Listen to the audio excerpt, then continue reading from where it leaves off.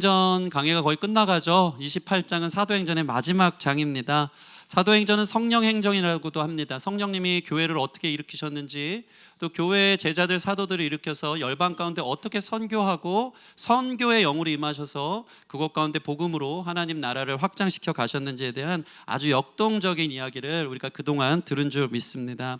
여러분, 이와 같이 여러분도 이 사도행전적 시대 속에 살면서 주님과 동행함으로 말미암아 복음의 역동성을 갖고 힘있게 움직일 수 있는 저와 여러분 되었으면 좋겠습니다. 복음의 증인으로 사명자로 일어설 수 있는 우리 귀한 기쁨의 교회 되었으면 좋겠습니다. 우리 옆 사람 보면서 한번 인사할까요? 사명자가 됩시다. 네, 한 번 더 인사할 때 하나님이 당신을 지금 부르십니다. 네, 지난 시간 하나님이 약속하신 대로 사실은 로마로 가는 배가 엄청난 유라굴로 강풍을 만나지 않습니까? 그로 인해서 배가 다 파선의 지경에 이르렀죠. 그러나 하나님 말씀대로 그 배에 탄 276명의 모든 사람들이 생명의 지장을 받지 않고 말씀하신 대로 한 섬에 도착합니다. 여러분, 모든 것이 하나님 말씀하신 대로였습니다. 믿으십니까? 우리 아까도 찬양했지만 전능하신 천지를 창조하신 그 주님의 말씀대로 그 약속을 이루실 줄 믿습니다. 여러분, 세상 말 믿지 마세요. 다른 사람 말이 믿어질 것처럼 그게 전부인 것처럼 따라가지 마십시오. 오직 주의 말씀만이 영원하고 주의 말씀만이 그 약속을 이루는 말씀인 줄 믿습니다. 그들이 이렇게 돌고 돌아서 고생 끝에 이 생사의 기로에서 결국 도착한 섬은 어디입니까? 1절 말씀 같이 읽겠습니다. 1절 시작. 우리가 구조된 후에 안즈 그 섬은 멜리데라 하더라. 아멘. 도착하여 보고 알았어요. 이 선원들과 사람들이 도착하고 무인도인가 무슨 섬인가 했는데 여러 가지 거점각 이 선원들이 해안에 있는 여러 가지 경계와 지도들을 보고 여기가 멜리데구나 라는 것을 어떻게 알았다고요? 도착한 즉 알았습니다. 도착한 즉 알게 되는 게 우리의 신앙생활인 것 같습니다. 여러분이 멜리데 섬은 어디냐면요, 오늘의 이 관광지로 유명한 몰타 공화국입니다. 들어보셨습니까? 몰타. 지중해 해안에서 아름답기로 손꼽히는 한 섬나라입니다. 여러분, 사실은요, 이 배가 14일간의 표류 끝에 완전히 돌고 돌아서 알 수 없는 한 섬에 도착했는데, 그곳은 미항에서 출발하여 자그마치 800km나 떨어진 망망대해를 건너서 14일 만에 표류해서 떠내려온 이탈리아 반도 남쪽에 있는 멜리데 섬이었습니다. 다시 말해서 14일 만에 그 어떤 항해로도 도착할 수 없는 곳. 그들이 이 그레데 해변을 떠나서 아시아에서 로마로 가려는 그 배편을 마련해서 가려고 했던 계획들이 다 무산되었었죠. 우회를 하고 돌고 돌아 생각대로 되지 않아서 막 결국에는 유라굴로 광풍까지 만나서 여기까지 왔는데 결국 도착한 곳이 어디라고요? 그들이 가려고 했던 그 계획과 더 빨리 도착한 멜리데 섬, 바로 앞이 로마가 보이는 섬에 그들이 돌고 돌아 도착한 즉 깨달았다는 겁니다. 도착한 즉. 여러분, 우리 하나님의 계획과 뜻, 그 타이밍은 완벽한 줄 믿으시기 바랍니다. 지금은 알 수 없지만 도착한 즉 깨닫는 거예요. 도착한 즉 그랬구나, 하나님이 일하셨구나, 하나님이 뜻하셨구나. 나의 계획과 타이밍은 너무 더딘 것 같고 일어나는 일이 너무나도 일어나는 게 늦는 것 같고 힘들지만 하나님 안에서 볼 때는 완벽합니다. 결국에는 사람이 갈 수 없는 풍랑을 만나 미항을 떠나 800km 구르고 굴러 여기까지 돌아오고 보니까 그 섬은 멜리데더라 라고 이야기하는 것입니다. 한번 볼까요? 지도를 광풍에서 살아서 견뎌서 보니까 여러분, 이 그림도 참 재밌지 않습니까? 원래는 여기 올 생각도 없었어요. 이 그레데 해변을 통해 이쪽에 또 아시아거든요. 이렇게 돌아서 또 육로를 통해서 아니면 이쪽으로 가서 이게 로마예요. 이탈리아 갈라 그랬는데 북풍이 위에서 불어서 미항까지 왔습니다. 여기서 사실은 요로 건너가려 그랬는데 베닉스인가 이쪽을 가지 못하고 갑자기 여기에서 유라굴로 광풍을 만나죠. 그게 지금 지중해 바다의 끝까지 돌고 돌아서 갔는데 결국 도착한 섬이 멜리데예요. 그 위에가 바로 이탈리아입니다.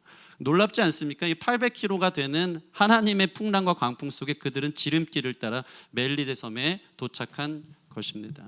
여러분, 이것이 하나님께서 우리를 이끄시는 방식인 줄 믿습니다. 더디 가는 것 같고 돌아가는 것 같아도 하나님 여전히 우리를 인도하여 우리를 완벽한 타이밍 가운데 이끄시고 계심을 여러분 믿으시기 바랍니다. 특별히 이렇게 난파된 배 속에서 드디어 구원받아 도착한 이 멜리데 섬에서 오늘 또 다른 이야기가 시작되고 있습니다. 그렇게 구사일생으로 목숨을 건졌지만 또 시련이 다가옵니다. 여러분, 인생은요 시련의 연속입니다. 그러니까 이제는 저도 물론 또 시련이 다가오고 어려움이 다가오고 환난 다가오면 또 새롭고 또 힘들고 찡얼거리겠지만 인생은 첩첩산중입니다. 한 산을 넘으면 그 뒤에 산이 있어요, 없어요? 계속 있습니다. 살아본 사람일수록 그럴 것입니다. 이제 됐다 이런 거 없어요. 계속 시련이 우리를 기다립니다. 그렇기 때문에 시련에 대한 우리의 첫 번째 자세는요, 시련이 또 왔네 하는 걸로 노이로제 걸리지 마십시오. 원래 그렇구나.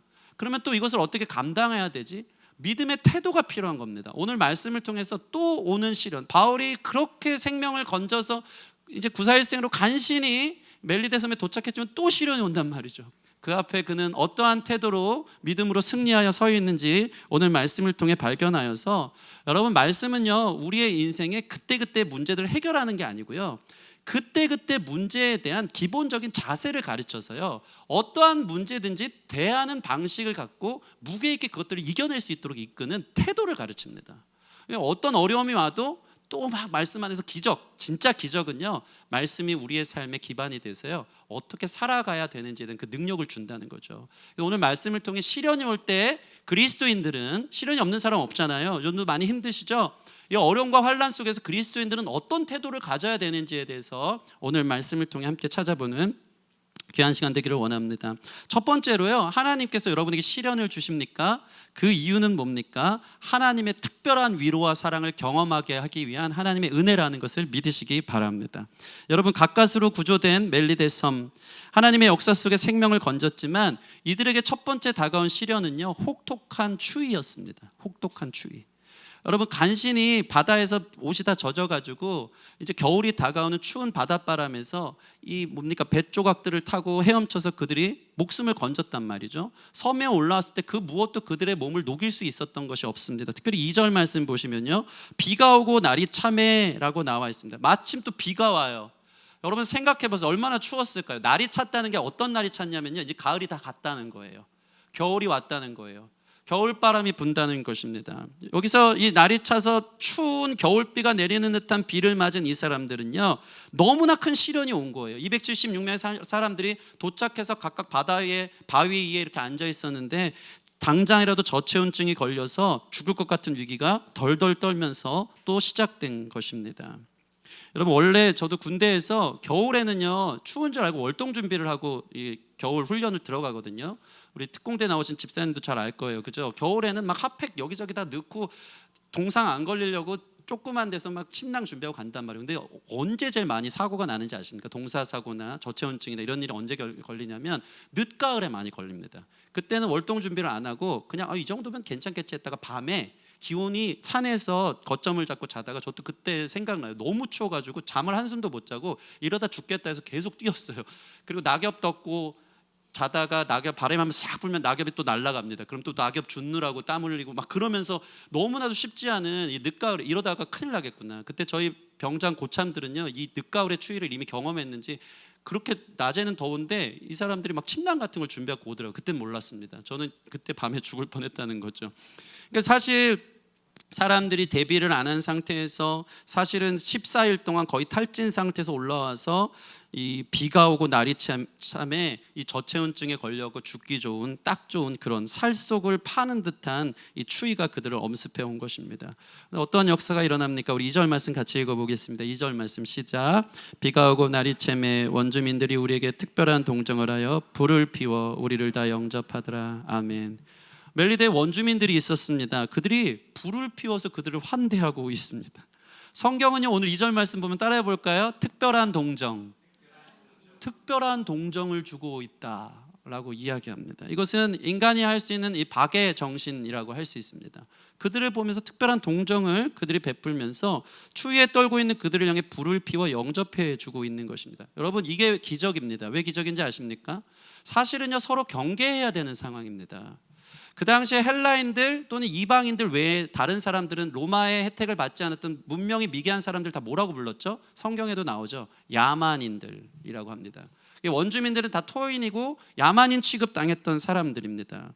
그곳의 생존자들은요 이 야만인들이 자기 앞에 창을 들고 나타났을 때 진짜 선교의 오지처럼 그들이 창을 겨누면서 자기의 생명을 노리고 귀중품이라도 뺏어갈 것 같은 상황 속에서 대치하고 있어야 되는 상황인 것입니다.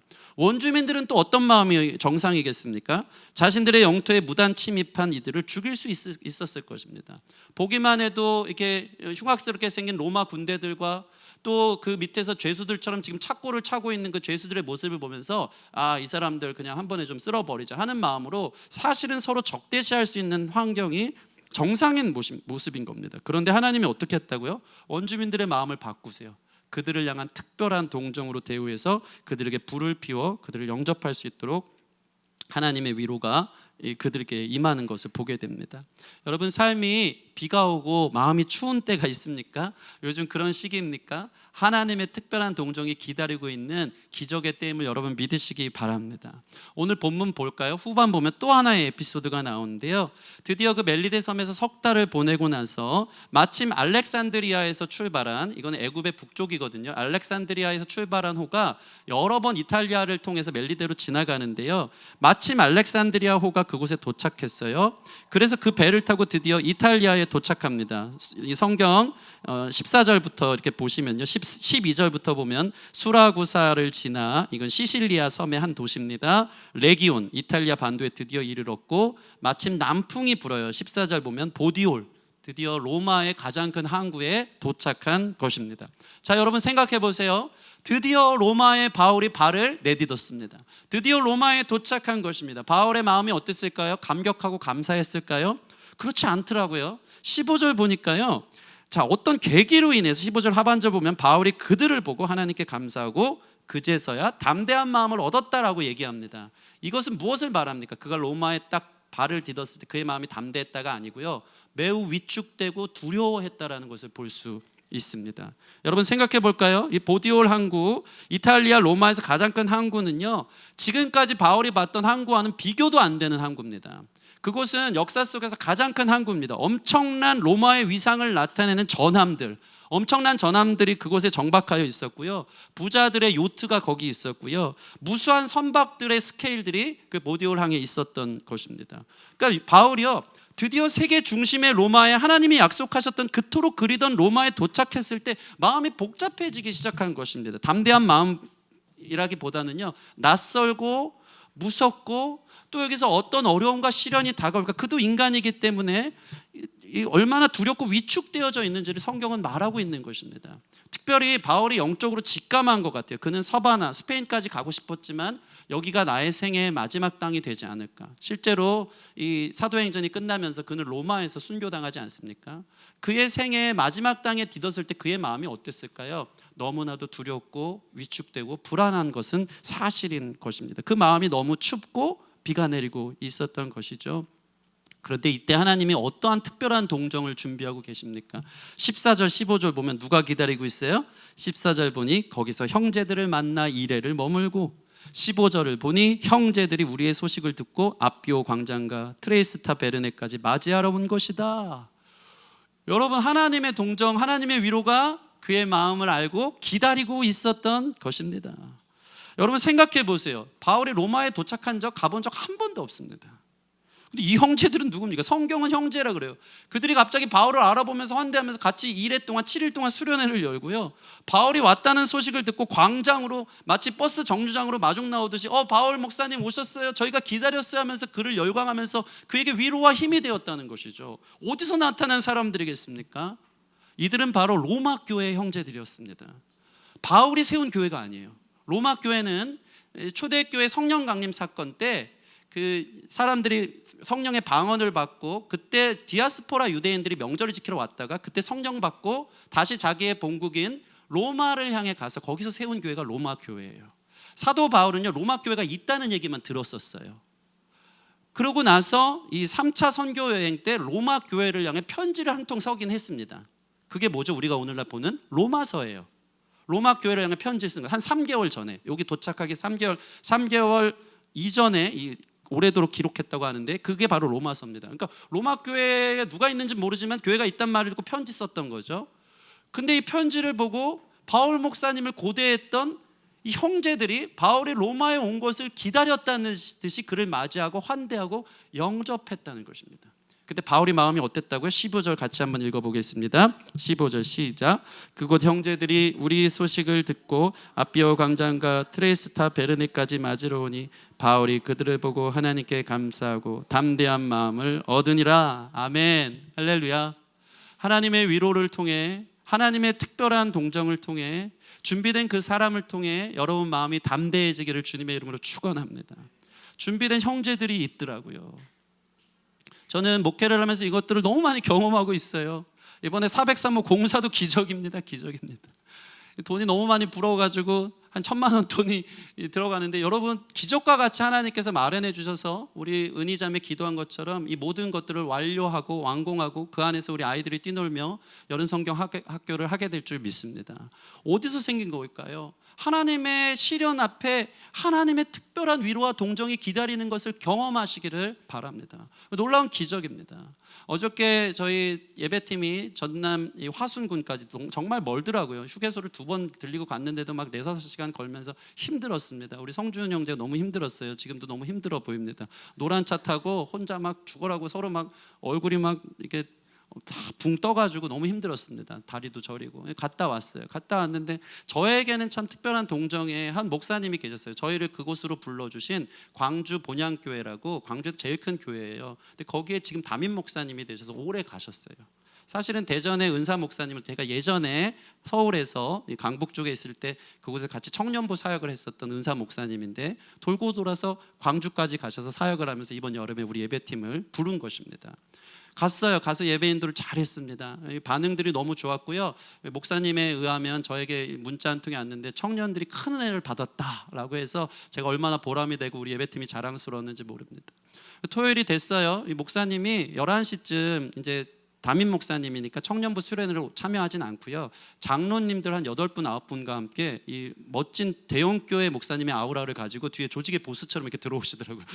근데 저에게 특별한 동정이 뭐였냐면요, 장로님들 다 계신데 손목사 하면서 저를 안아주시면서 손을 악수를 해주시면서 너무나도 따뜻하게 저를 맞이해 줄 때, 아, 목사님, 젊었을 때 만나서 같이 사역했던 그 목사님이 어떻게 돌고 돌아 이게 저기 광주까지 있고 나는 서울에서 작은 교회 개척교회를 하는데 이 목사님이요 얼마나 저에게 큰 위로와 도전이 됐냐면, 참 신기해요. 제가 그 큰 목사님, 교회 목사님이 바쁘신데도 제가 무슨 설교를 했는지, 주일날 제가 무슨 설교를 했는지 저보다 더 잘합니다. 맨날 영상을 보고요, 언제든지 막 함께하길 원하신다 그러면서 우리 교회를 축복해주고, 이번에도 입사기 헌금도 그냥 작게나마 헌금을 해주시면 늘 격려된 저에게는 큰 형제요 또 은사 목사님이 되는 거죠. 그런데 그들을 열 길을 다 제치고 와가지고 또 반가웠던 것은 저희 승리 사랑이 우리 도균이까지 갑자기 주머니에서 5만 원을 꺼내면서, 얼마나 큰 위로입니까? 네. 밥을 먹고 있는데 갑자기 아이들 이거 주라고 너무 정겹게 미소로 우리를 맞아주는데, 같이 사역하면서 지금은 동떨어져서 마치 먼 무슨 무인도에 있는 것처럼 저 멀리에 계시지만 그곳에 여전히 우리를 반기는 형제가 있고 우리에게 특별한 동정과 위로를 함께하는 이 전우회가 있고, 이 마음을 들었을 때 제가 너무나도 큰 위로와 은혜를 받았다는 것이죠. 여러분, 힘듭니까? 시련이 있습니까? 꼭 기억하십시오. 하나님의 특별한 동정과 위로가 기다리고 있습니다. 여러분 너무 낙심하지 마십시오. 하나님이 어렵게 하십니까? 여러분 상황이 힘듭니까? 하나님의 기적을 체험하라는 하나님의 뜻인 줄 믿고 이겨내시기 바랍니다. 특별히 필요한 것은요, 여러분 한 명 한 명이 누군가를 향한 특별한 동정의 손길들이 되어지기를 축원합니다. 누군가 위로가 필요한 사람, 시련이 있는 사람들에게 참 신기해요. 시련이 있는 사람에게는요, 작은 액션만 해도 크게 다가오더라고요.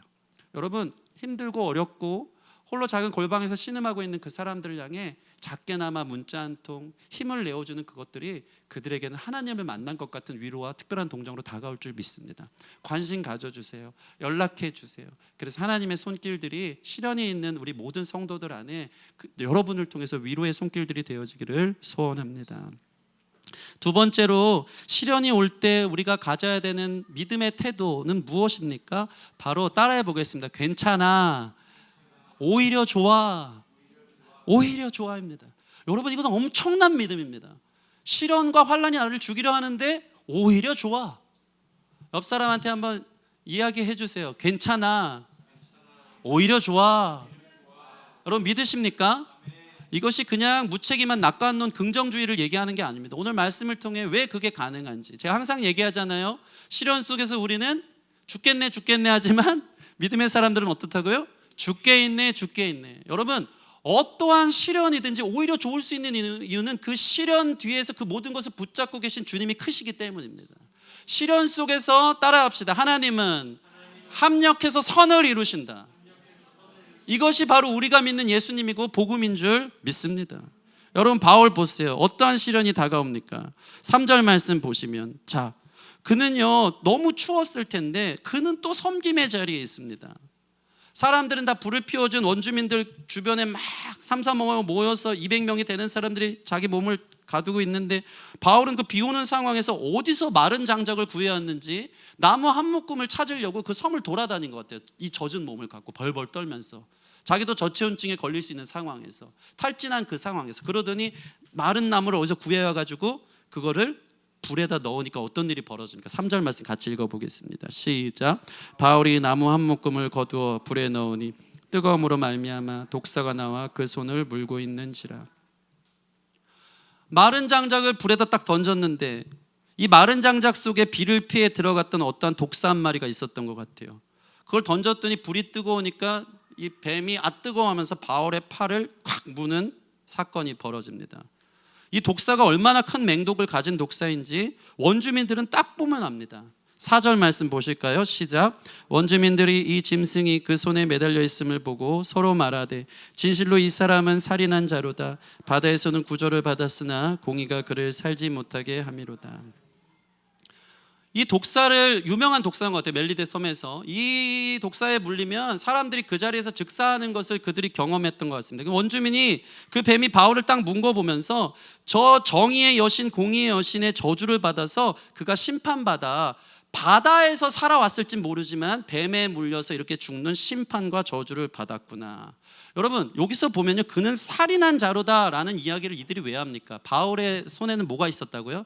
착고가 채워져 있었던 겁니다. 쇠사슬. 여러분 생각해 보세요. 바다를 건널 때도 계속 이게 있었던 거예요.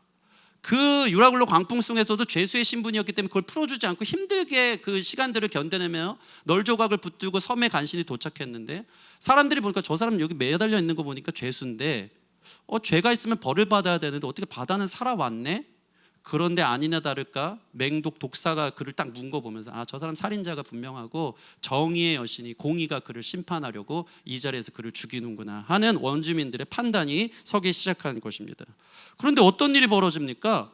바울이요 그 뱀에 물린 것을 아무렇지도 않게 괜찮아, 오히려 좋아 하면서 그냥 아무렇지 않게 툭 털어내는 것입니다. 이 기적 아닙니까? 그러고 나서 조금도 상함이 없습니다.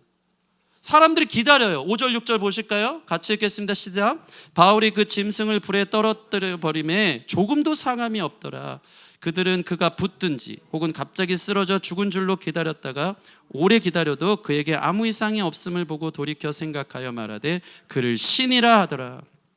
기다린 거예요. 이 독사에 물리면 아무도 살아나는 사람이 없다.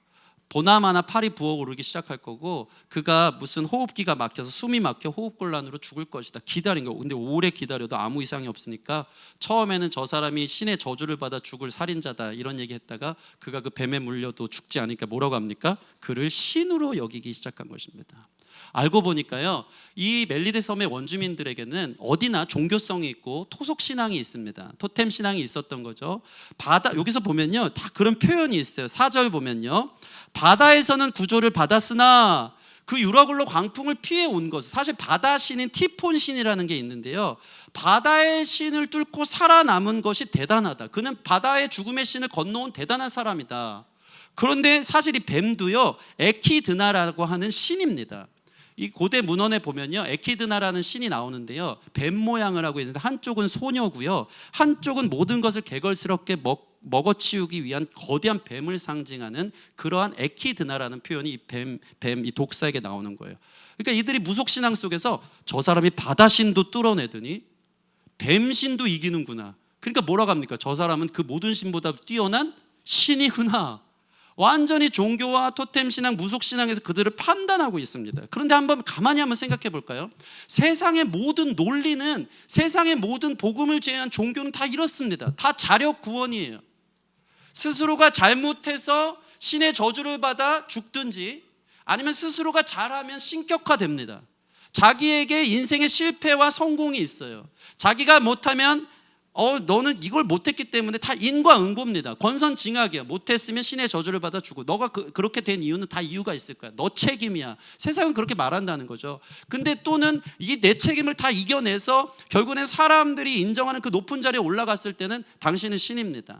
내가 신이 되는 거죠. 대단하다. 스스로의 인생을 구원해냈다. 이게 모두 종교를 이야기하는 것입니다. 모든 종교는요, 인과응보입니다. 사람들이 이 종교성에서 이 원주민들이 다 그걸 이야기하고 있는 것입니다. 와, 저 사람 잘못한 게 있으니까 뱀이 물었다. 아니었네? 저 사람 알고 보니까 신적 존재다. 뭔가 대단한 사람이니까 그가 그렇게 살았다. 다 자기 책임인 거예요. 자기 업적인 거예요. 이것이 바로 그 세상에서 보는 세계관이라는 것입니다. 그런데요, 하나님을 믿는 사람은요, 이러한 세계관이 절대 있어서는 안 되는 것입니다. 여러분, 하나님 손에 있는 사람은요, 내가 잘했을 때는 구원받고 잘하지 못해서는 구원에서 제외되는 게 아니라 구원하심은 오직 우리 하나님과 어린 양께 있음을 여러분 믿으시기 바랍니다. 이게 무슨 소리입니까? 어떤 시련이 와도 그 모든 시련 속에서 결국에는 내가 이 시련을 이겨야지, 내가 못했으니까 저주받고 벌받아야지가 아니라 하나님 안에 있는 사람은요, 반드시 하나님의 능력으로 합력해 선을 이루사 구원으로 빚어간다. 이것이 바로 복음인 것입니다. 여러분은 이 하나님의 손 안에 있음을 믿으시기 바랍니다. 여러분이 잘 못해서, 우리 안에 교회를 다니면서요, 이런 종교성을 가진 사람들이 많아요. 거봐, 주일 성수 안 하니까 저렇게 저주받고, 거봐, 주일 봉사 안 하니까 우리의 입에 막 달고 다니는 거예요. 물론요, 그건 진리입니다. 진리예요. 여러분, 하나님의 시련이요, 우리가 죄 가운데 있고 주님을 열심히 섬기지 않으면 주실 수 있습니다. 예를 들면요, 우리 성경 보면 이런 사건들이 되게 많습니다. 요나 선지자가요, 하나님을 등지고 사명의 자리를 떠나서 잘못한 거죠. 다시스로 도망갑니다. 그때 어떤 일이 벌어집니까? 다시스로 가는 배 안에 엄청난 풍랑이 입니다. 그 당시에 이교도들이 그 배 안에 같이 탔었어요. 이 풍랑은 누구 때문인가? 반드시 누군가가 이 신의 노여움을 사서 이 풍랑이 온 것 같다. 우리 제비 뽑아보자. 그때 요나가 제비 뽑아 딱 걸립니다. 거기까지는 종교예요. 사람들이 얘기합니다. 너 때문에 지금 이 풍랑이 오는 거니까 너가 책임져. 그래서 요나가 어떻게 합니까? 그래, 내가 책임질게 하고 말 그대로 인과응보, 권선징악, 자기가 잘못했기 때문에 책임을 지고 바다에 뛰어내려요. 여기까지는 종교입니다. 그런데 어떤 일이 벌어지죠? 성경에서 놀랍도록 복음은 우리에게 그걸 말해줘. 자기 책임지고 내가 죽을 것처럼 뛰어내린 그 상황에서 따라합시다. 큰 물고기를 예비하사. 하나님이 큰 물고기를 예비하사, 내가 잘못해서 죽어가는 그 자리에서 큰 물고기가 와서 그를 덮쳐서 그를 살게 하여 마침내 토해내고 본즉 그곳이 바로 하나님의 사명의 자리로 돌아오게 하는 놀라운 합력의 선을 이루시는 일이 있다는 것입니다. 그렇기 때문에 여러분들이 종교 사상에 빠져서 너는 이걸 못했으니까 저주받고 너는 이걸 잘했으니까 구원받을 거야, 이것은 이 세상 종교인 거죠. 그렇게 여러분 다른 사람들을 진단하지 마십시오. 물론 아까 얘기한 것처럼 너 주일성수 자꾸 그렇게 안 하면 혼난다. 요나 보세요. 얼마나 크게 혼났습니까? 여러분 한번 생각해 보세요. 3일 동안 물고기 뱃속에 있었던 거 상상이나 해보세요. 거대한 고래든지 공룡이든지 그 당시에 이 엄청난 뱃속에서 3일 동안 칠흑 같은 어둠 속에서 그 위장에서 분비되는 소화 애구로 인해서 막 머리털은 다 뽑았을 거고요, 피부도 다 벗겨졌을 것입니다. 거기서 그는 금식할 수밖에 없는 상황이었고요, 하나님 등지고 떠난 사람의 삶의 요나의 모습은요, 칠흑 같은 어둠 속에서 생사를 건 회개의 기도가 시작되는 겁니다. 그런 의미에 있어서요, 여러분 하나님 잘 섬기십시오. 시련 너무 좋아하지 마십시오. 회개를 너무 밥 먹듯이 하는 거 좋아하지 마십시오. 여러분들이 회개에 익숙한, 회개에 면역이 돼서 그런 기독교 내성주의자들이 되지 않기를 바랍니다. 돌아올 때 아파요, 안 아파요? 아파요. 집사님 많이 아팠죠? 네. 아파요. 너무 그거 이용하지 마세요. 그러나 복음은 뭐라고요? 큰 물고기를 예비하사. 그게 끝이 아니에요. 그렇게 죽지 않아요. 여러분, 그러니까 예를 들면 룻기도 똑같아요. 룻기도 나오미의 가족이 하나님이 말씀하신 베델, 자기들이 있어야 되는 베델을 떠나 먹고 살 것이 없어서 하나님과 의논하지도 않고 모압 지방으로 떠납니다. 그건 죄였어요. 하나님이 있으라는 자리에 없었던 거예요. 그 후에 나오미의 가정이 어떠한 풍비박산이 나잖아요. 10년 동안 자그마치 자기 남편을 잃고 자기 두 아들을 다 잃습니다. 그 아픔을 누가 알까요? 하나님 등지고 떠난 사람의 시련이 이렇게 아픔이었어요. 모든 게 끝난 것 같았어요. 남편이 죽고 두 아들이 죽었대요. 그 마음을 우리가 이해할 수 있을까요? 나오미의 마음은 말아요. 나는 슬픔이다. 나의 인생은 너무 쓰다. 그렇게 돌아와요. 근데 그게 룻기의 시작이에요. 룻기 1장 1절을 보면 뭐라고 나오는지 아십니까? 그러한 저주받은 것 같고 인과응보 속에 자기 삶의 뿌린 대로 거두듯이 그렇게 무너진 인생 속에 룻기 1장 1절, 그러나 룻이 남았더라. 따라해 보겠습니다. 남았더라. 이게 복음이에요. 남편도 아들도 다 죽었지만 이방 여인 룻이 며느리로 그 가정에 남았더라. 그 룻을 통해서 하나님께서 다시 그 가정을 일으키시고 다윗의 왕가를 세우시는 계대에 이르게 하시고 결국에는 다윗 왕가에 예수 그리스도가 나오도록 이끄시는 놀라운 축복을 주시죠. 그게 복음인 거예요. 그게 복음인 거예요. 그러니까 바울은요, 자 보세요. 자 5절 말씀 같이 한번 읽어볼까요? 5절 말씀 시작.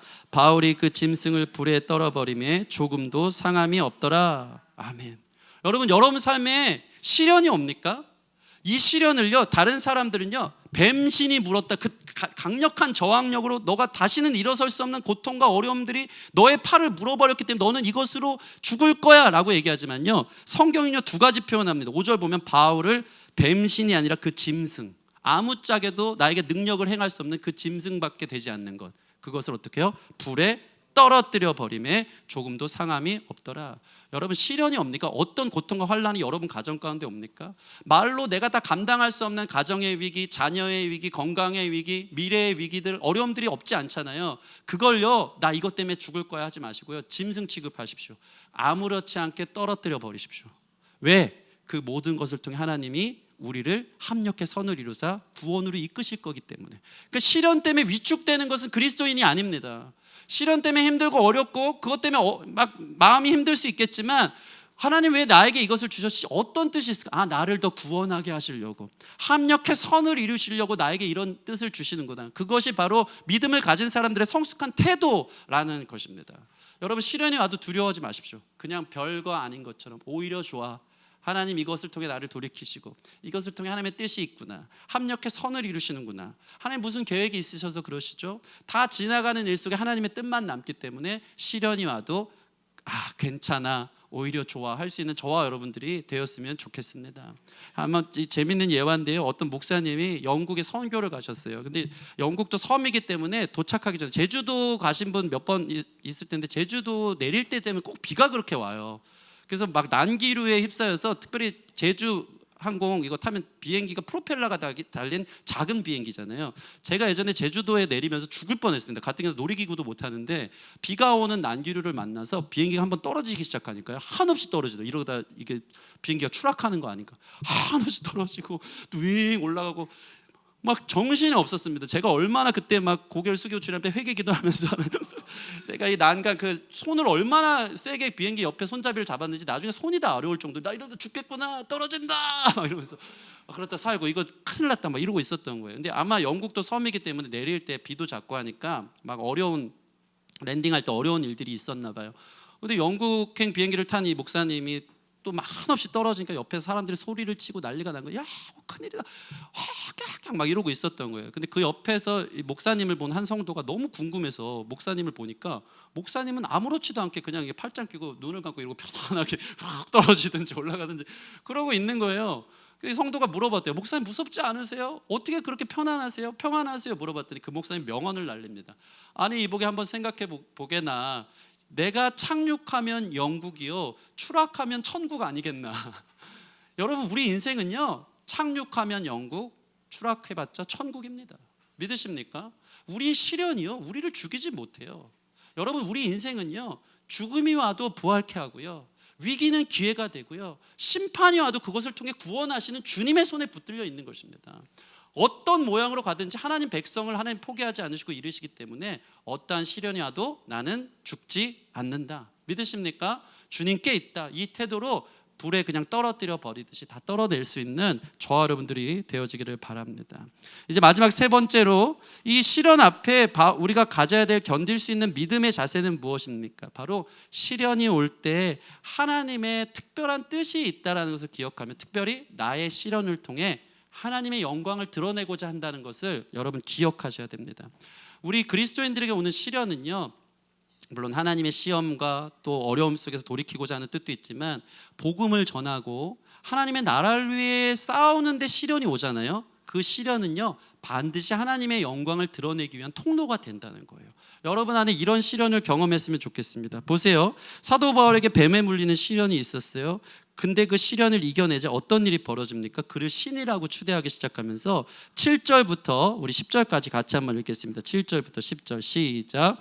이 섬에서 가장 높은 사람 보블리오라 하는 이가 그 근처에 토지가 있는지라 그가 우리를 영접하여 사흘이나 친절히 머물게 하더니 보블리오의 부친이 열병과 이질에 걸려 누워있거늘 바울이 들어가서 기도하고 그에게 안수하여 낫게 하며 이러므로 섬 가운데 다른 병든 사람들이 와서 고침을 받고 우리를 대접하고 떠날 때에 우리 있을 것을 배에 실었더라. 아멘.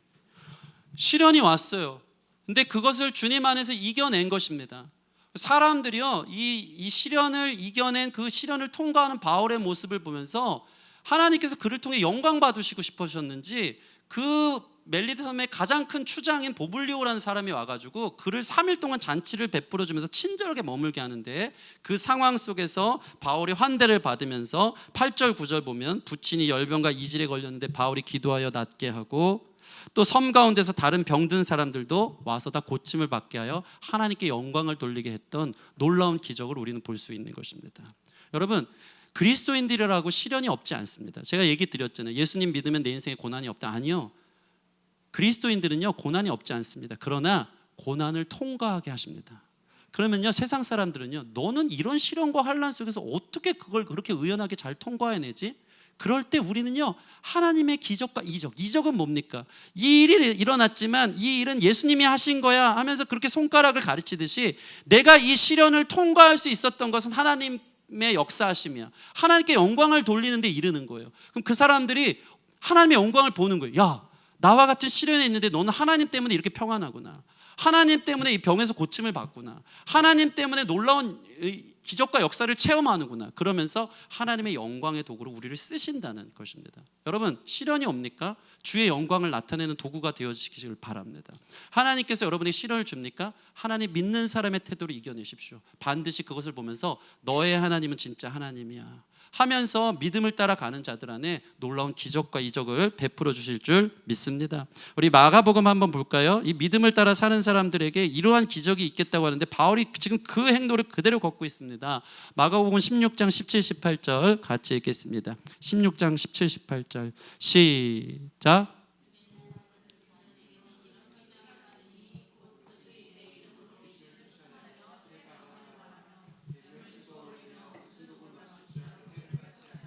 병든 사람에게 손을 얻은 즉 나으리라 하시더라. 아멘. 여러분, 믿는 자들에게는 이런 표적이 따른다고 합니다. 이름으로 귀신을 쫓아내며 모든 종교적인 것, 이방신들, 바다신, 뱀신 이런 것들 아무 문제가 없습니다. 쫓아내고 새 방언을 말하며 오히려 좋아 감사해. 뱀을 집어올리고 무슨 독을 마셔도 해를 입지 아니하고 병든 사람에게 손을 얹은 즉 나으리라. 이게 마가복음 마지막에 나오는 장면인데 이게 사도행전 마지막 장에 정확하게 바울 사도에게 일어나고 있는 것입니다.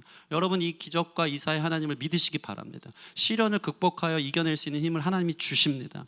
그것을 통해 하나님께 영광 돌리십시오. 그 어려움 속에서, 그 병듦 속에서, 그 아픔 속에서 하나님이 이기게 하심을 통해서 반드시 하나님께 영광 돌리는 귀한 통로로 여러분을 부르시는 우리 귀한 하나님인 줄 믿습니다. 사실은요, 제가 오늘 말씀 보면서 아까 찬양도 하면서 좀 마음에 와닿았던 게 뭐냐면 바로 이것인데, 여러분, 오늘날 한국교회 이 시대에는 이런 병 낫는 기적이라든가 아니면 안수했는데 안진뱅이가 일어난다든가 눈먼자가 눈을 뜨는 일들이 많습니까? 적습니까? 거의 없죠. 쉽지 않죠. 물론 그런 은사들이 여전히 하나님 원하시면 이루시는 줄 믿습니다. 그 이유가 뭔지 아십니까? 왜 그럴까요? 실제로 지금도 지구 반대편 선교지나 이방 땅에서는요 기도한 즉 낫는 역사들을 하나님이 보여주십니다. 하나님 주권 가운데 있어요. 근데 그게 기적이죠. 근데 왜 우리나라에는 그런 일들이 없을까요? 신학이 온전히 세워진 곳에는요 하나님이 그런 기적을 자주 베푸지 않습니다. 왜냐하면요 우리가 하나님을 알 수 있는 말씀을 받은 것 자체가 기적이기 때문입니다. 아까 얘기했죠. 내가 지금 병들었어. 기도했더니 낫어. 여러분, 어떠한 체험이나 신비 체험이 우리로 하면 하나님을 알게 하고 그것이 우리의 신앙생활을 이끌어가지 않더라고요. 말씀은요 병들었다 낫는데 또 병이 들었어. 근데 그때는 안 고쳐주셨어. 그러면 하나님 안 계시네, 그게 아니고요. 말씀은 우리의 시련이 어떠한 시련이 다가도 오늘 말씀이 우리를 읽어주잖아요. 시련에 대한 믿음의 태도를 가르쳐줍니다. 그게 더 귀한 거예요. 그게 더 기적입니다. 아까 우리가 찬양했잖아요. 주님 빛이십니다. 주님의 빛은 우리에게 말씀입니다. 예수를 만났다는 것은 말씀을 만났다는 거예요. 말씀은요, 이 시련이 기도했더니 기적과 역사로 내 병이 고쳐지는 수준이 아니라 또 그랬다가 병이 걸고 또 그랬다가 우린 다 죽잖아요. 죽음의 시련과 고통이 왔을 때 의연하게 이길 수 있는 그 기반, 그 기초, 그 믿음의 태도를 가르쳐주기 때문에 말씀을 만난 게 기적이에요. 여러분, 오늘 그 기적 가운데 저와 여러분들이 있음을 믿으시기 바랍니다. 기도하면 낫는 역사가 있겠죠. 우리는 더 귀한 기적을 보고 있는 거예요. 우리 앞에 이 생명의 말씀이 우리 인생의 방향을 가르쳐주는 거예요. 시련이 올 때 그리스도인들은 이게 정답이다, 이 말씀대로 될 것이다, 그 기적을 맛봤는데 무슨 기적이 더 필요합니까? 병 낫고 또 병 들면 시험 듣는 것보다 훨씬 귀한 기적이 우리 가운데 있다는 것이죠. 여러분, 예수님 만난 게 기적입니다. 말씀이 들려오는 게 기적이에요. 제발 좀 돼지 목에 진주 목걸이 된 것처럼 오늘 말씀을 전했는데도 시련 속에서 또 시련이 와서 막 시험 들고 하나님 어디 계시냐고, 나 또 저주받았네, 내가 그럴 줄 알아서 네가 잘못 사니까 그 모양 그 꼴이 된 거지. 잘못된 거예요. 기적은 뭡니까? 말씀이 정말 내게 생명의 말씀, 전능하신 주의 말씀으로 다가오는 거예요. 그래서 시련이 오니까 오히려 좋아. 하나님이 나를 구원하시려는구나. 내 인생에 아직 남은 은혜가 있다. 큰 물고기를 예비하셨겠지. 믿으시기 바랍니다. 시험이 올 때, 시련이 올 때 여러분 또 새롭고 힘들겠지만 특별한 동정이 기다리고 있을 거야. 나의 귀한 형제들이 나를 기다리고 있어요. 하나님 반드시 살아계십니다. 그리고 그 시련을 통과했을 때 넌 어떻게 그 시련을 이겨냈니? 하나님이 하셨어. 하나님 영광 받으시는 도구로 우리 가운데 고난과 환난을 통과하게 하시는 줄 믿습니다. 오늘 말씀의 기적을 맛본 사람들, 그 태도로 승리하시기를 바랍니다. 믿음에 대한 온고찬 결단, 그리고 이 거룩한 태도를 가지고 승리하여서 또다시 시련이 올 때 넘어지고 무너지고 시험 들고 떠나지 마시고, 오늘 말씀이 얘기하는 세 가지 시련의 방법들 꼭 기억하여서 주님 안에서 승리하고 시련을 통해 하나님께 영광 돌릴 수 있는 저와 여러분 되기를 주님의 이름으로 축원합니다. 우리 같이 기도하는 시간 가질까요? 찬양하고 기도하는 시간 갖겠습니다.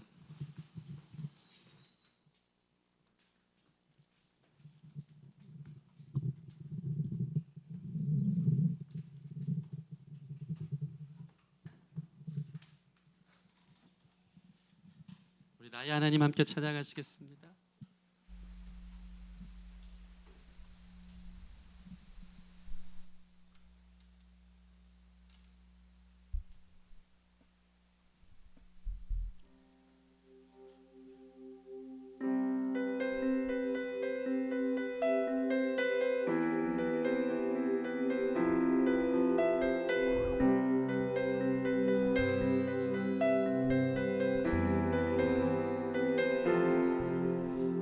사랑,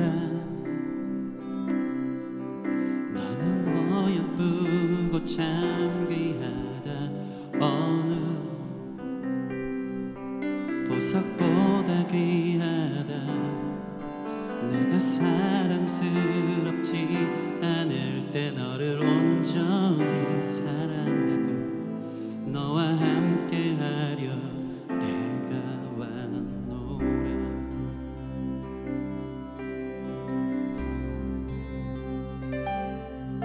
주의 사랑, 이 사랑 결코 변치 않아. 모든 계절 돌보시네. 푸른 마르고 꽃은 시드나 주의 말씀은 신실해. 실수가 없으신 주만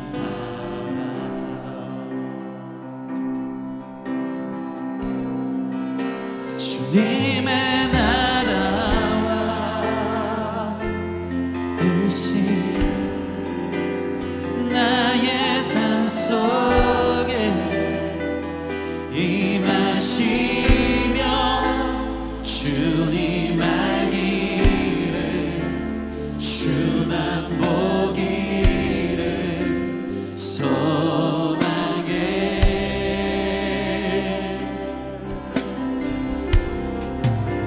거룩히 살아갈 힘과 두려움 없는 믿음 주신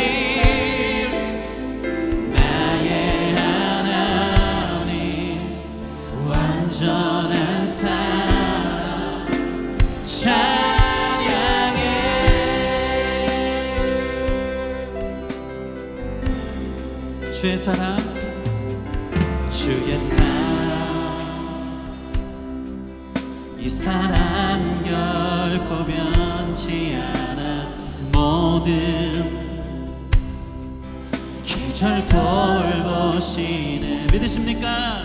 푸른 마르고 꽃은 시들다. 주의 말씀은 신실해. 실수가 없으신 주만 바라라. 주님의 나라와 주님의 나라와 뜻이 나의 삶 속에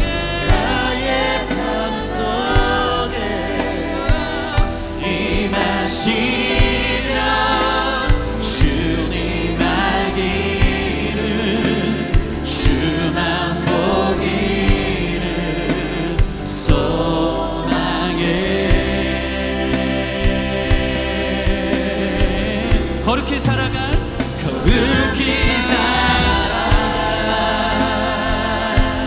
힘과 두려움 없는 믿음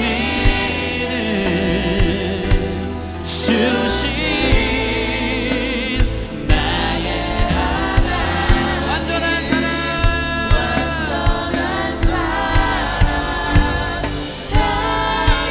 예, 그 주님 높이세요.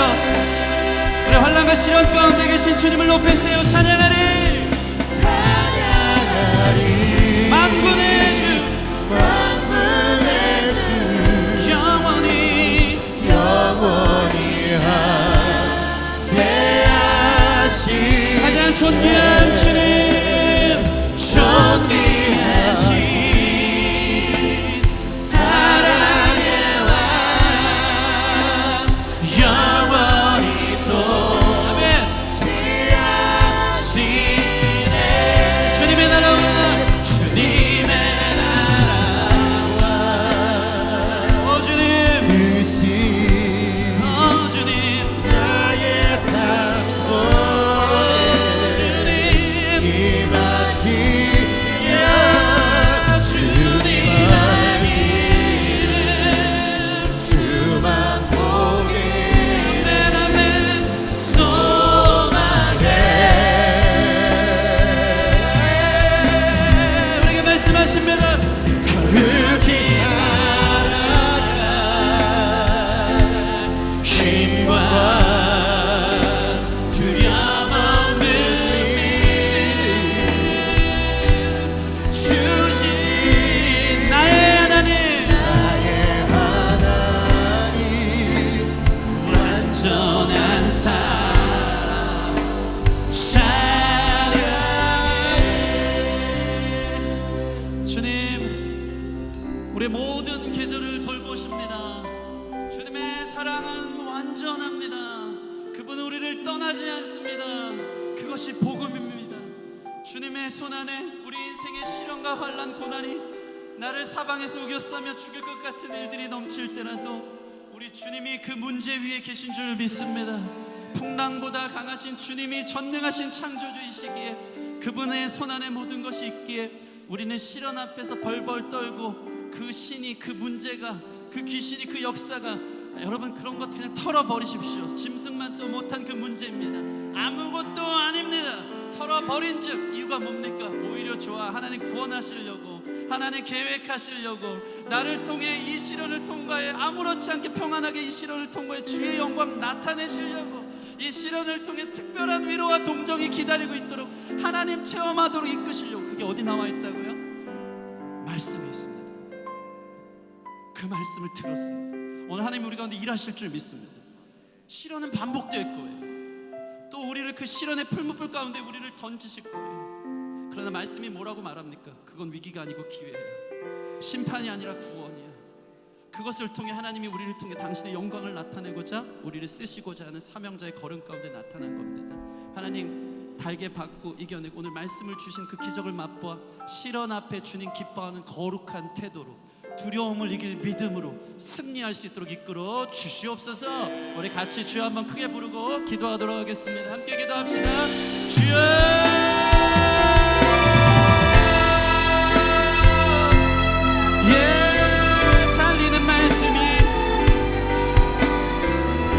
하나님의 기적으로 생명의 말씀, 진리의 말씀, 길이 되신 말씀이 예수님 오셔서 나를 초청하십니다. 모든 계절 속에서 너를 사랑해서 특별한 위로가, 특별한 동정이, 형제들의 위로가 기다리고 있다는 것을 경험하는 우리 성도들 되기를 원합니다. 예수님 감사합니다. 시련 속에서 나를 빚으십니다. 마침내 구원하실 것입니다. 마침내 주님 남은 은혜가 있을 것입니다. 주님 큰 물고기를 예비하신 줄 믿습니다.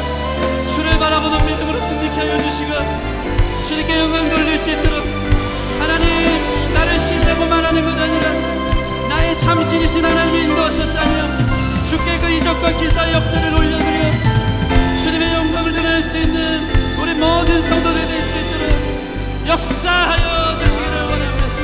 인도하여 주시기를 원합니다.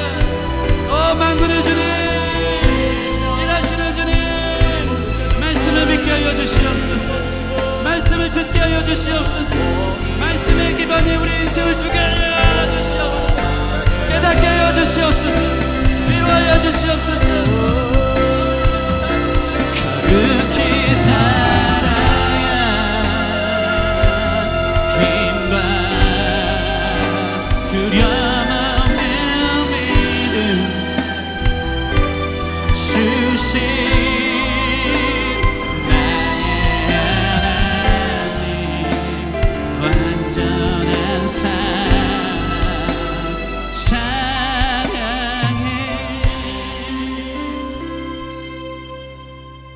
하나님, 십자가 없이 영광 없고 고난 없이 축복 없고 위기가 기회가 되는 것이 복음인 줄 믿습니다.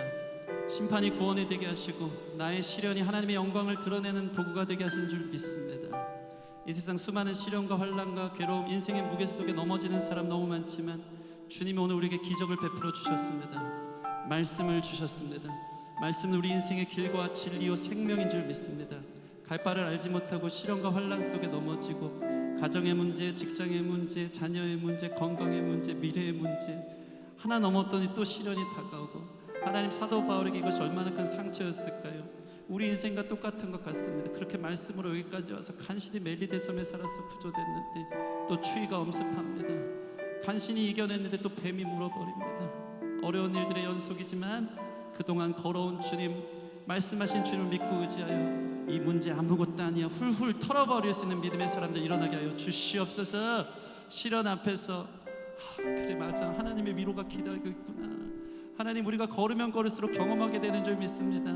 이것이 참 하나님, 우리가 나이 먹는 재미인 것 같습니다. 아버지, 우리 속사람은, 아버지 겉사람은 후패하나 속사람은 날이 갈수록 새롭도다. 믿음이 더해지게 하시니 감사합니다. 또 시련 앞에서 하나님 특별한 동정이 기다리고 있음을 기대할 수 있는 우리 성도들 되도록 축복하여 주시옵소서. 시련 앞에 아무렇지 않게 그 문제 털어버린 이유 무엇입니까? 합력해 선을 이루실 것이기 때문입니다. 하나님, 우리를 죽이는 시련 없습니다. 넘어뜨리는 시련 없습니다. 그리스도인들에게는 9회 말 투아웃의 역전 홈런이 당연한 것인 줄 믿습니다. 아무리 힘든 일이 있어도 아직 은혜가 남았더라. 아무리 죽을 고비를 넘겨도 큰 물고기를 예비하셨더라. 기억하며 하나님의 기적을 맛보는 통로가 되는 줄 믿사오니 믿음의 거룩한 태도로 승리할수록 축복하여 주사, 그렇게 길을 건너 하나님 영광 나타내는 우리 바울 사도와 같은 귀한 성도들 되시도록 축복하여 주시옵소서. 그 기적과 이적 속에 사람들은 너 대단하다, 우리를 신격화하겠지만 아니야, 나의 신은 나의 하나님 여호와 한 분이야. 만군의 주님이 계셔. 그분을 향해 영광을 올려드릴 때 모든 사람들이 그 주님 안에서 자유를 얻고 기쁨을 얻고 함께 주께 영광 돌리는 멋있는 선교여행 사명자들로 일어날 줄 믿사오니, 그렇게 우리 모든 성도들을 축복하여 주셔서 시련이 기회가 되는 것을 볼 수 있도록 담대한 마음을 갖게 하여 주시옵소서. 감사하며 예수님 이름으로 기도합니다. 아멘. 주님께 영광의 박수 올려드리겠습니다. 할렐루야. 우리 다 같이 자리에서 일어나셔서 결단에 찬양하며 준비한 예물 하나님 앞에 봉헌하도록 하겠습니다.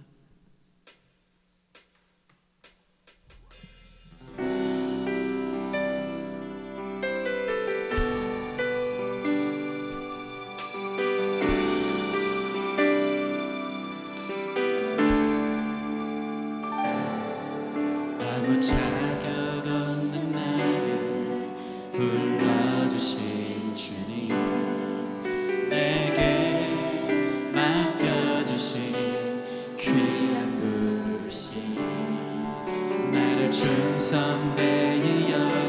직분을 주셨네.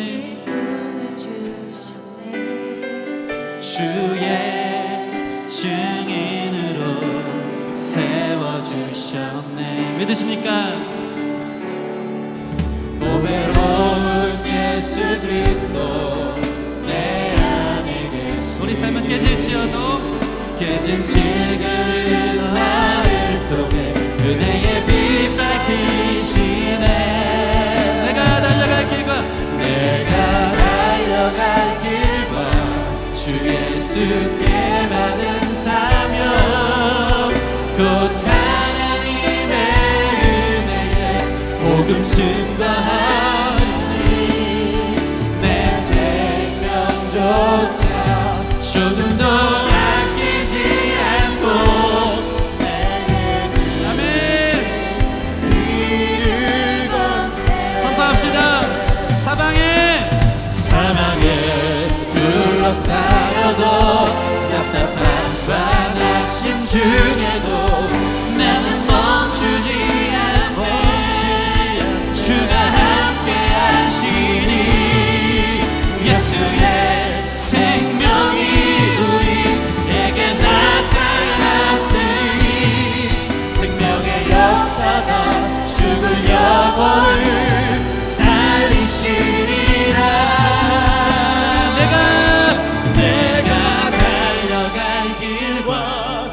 예수께 받은 사명 곧 하나님의 은혜에 복음 증거하느니 내 생명조차 조금도 아끼지 않고 내게 주신 길을 걷네.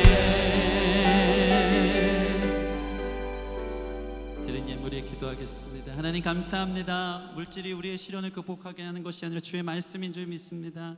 귀한 말씀을 기적을 맛본 우리 성도들 물질과 함께 우리 삶을 주님 손에 올려드립니다. 하나님 기적을 보게 하여 주시옵소서.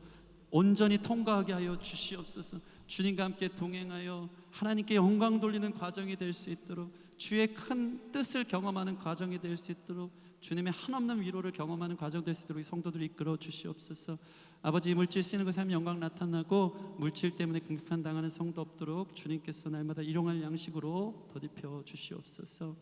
이제는 우리 주 예수 그리스도의 은혜와 성부 하나님의 크신 사랑과 성령의 내주교통 충만 위로 깨닫게 하시는 역사가 어떤 시련과 환난이 닥쳐와도 하나님의 특별한 동정이 기다림을 믿고 오히려 선을 이루실 주님을 믿어 훌훌 털어버리며 하나님의 영광을 나타내는 역전의 통로들이 되기 원하는 우리 기쁨의 교회 성도들 머리머리 위에와 이들의 삶과 미래, 가정과 학업과 직장과 사업 위에 열방 가운데서 선교하는 선교사님들의 삶과 사역에 이제부터 영원토록 함께 있을지어다.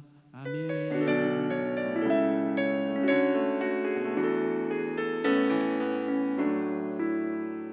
아멘. 우리 주님께 영광의 박수 올려드리겠습니다. 우리 모든 예배를 마쳤습니다. 온라인 예배 한 분도 한 주 동안 승리하시기 바랍니다. 감사합니다.